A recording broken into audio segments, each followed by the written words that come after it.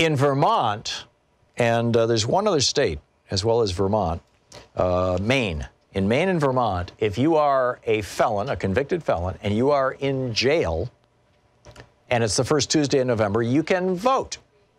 Now, this is true of most countries in the world that are advanced democracies.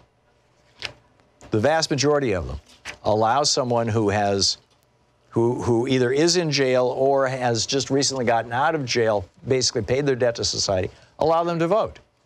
The disenfranchisement of felons in the United States goes back to the 1870s, and it's something that was put into place by white racists, largely in the South, which is why it's mostly southern states that don't let felons vote. Florida, the most notorious. And the reason why, you know, the disenfranchisement of felons, 21% of black men in Florida are felons, have a felony conviction. 1/5 of the male African-American vote in Florida may not vote because of these laws. So thus, you know, last November, there was on the ballot in Florida, shall felons be allowed to vote? And the people overwhelmingly said yes. And now the right-wing leadership of Florida, which, you know, only beat Andrew Gillum, you know, Ron DeSantis only beat Andrew Gillum by, in my opinion, voter suppression, by fraud. But the right-wing power structure of Florida is trying to execute the law in a way that doesn't actually execute the law. Well, yeah, okay, we'll let some felons vote, but we're going to make it really hard for them. Well, Bernie has come out and said everybody should be allowed to vote. If you're an American citizen, whether you're a felon or not, you should be allowed to vote. And the main reason you want everybody to be allowed to vote is so that people pay some attention to politics, so that they figure out what's going on in their country, so that they feel a commitment to their nation. They feel like they're part of the democratic, small d democratic process. I mean, this is only common sense.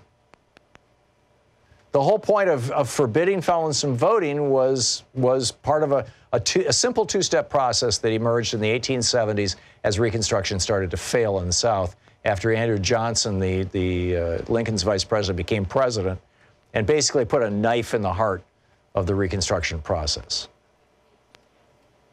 And the little two-step dance was really, really simple. Isolate black people and charge them with crimes, right? Oh, he's walking down the street while black. That's loitering. You are guilty. Charge them with crimes. Convict them of those crimes. If you can send them to jail, the 13th Amendment has an exception for slavery. We can still have slaves in the United States, explicitly. It's right there in the Constitution, the 13th Amendment. We can still have slaves in the United States as long as they have been convicted of a crime. Once you're convicted of a crime, you may be subject to slavery.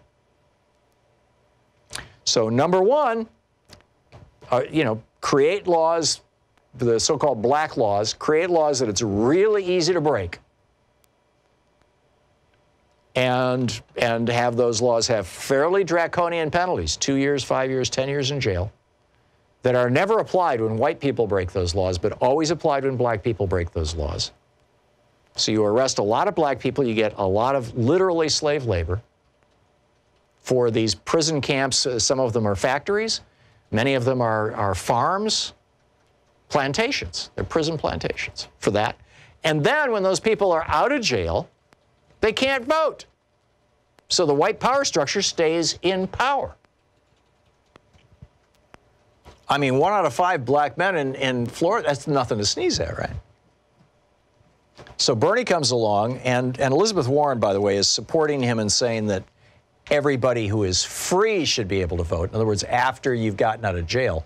She's, with regard to people in jail voting, like they do in Norway, like they do in Germany, with regard to people in jail voting, she's like, well, we need to have a conversation about that. Bernie's like, no, we do that in Vermont right now, and it works just fine. It's a good thing. You want people to feel involved with their democracy.